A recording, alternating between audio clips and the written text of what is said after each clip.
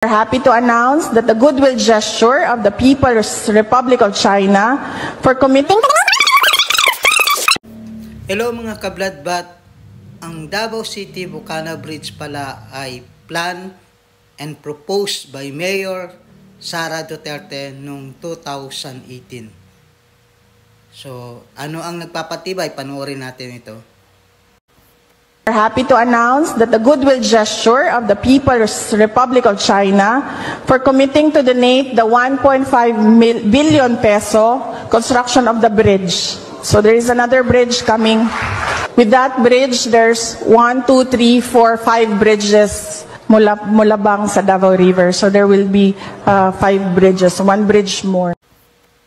One of the goodwill project ng China promised to fund as a PRRD repair our relation in China.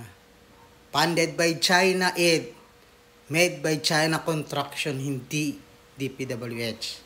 It's a donation, not a debt. Ibig sabihin, hindi siya utang, kundi donation ng China. Walang repayment katulad ng mga loan sa World Bank,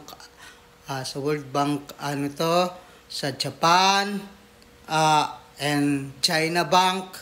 Ito ay regalo from the Official Development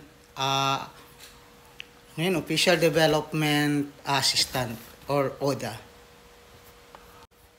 Pero ito ang nakakatawa, mga kabladbat.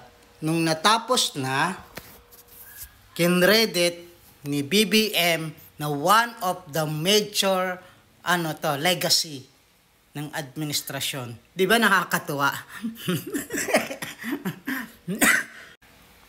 Wala ka na nga ipagmamalaking proyekto, mambudol ka pa.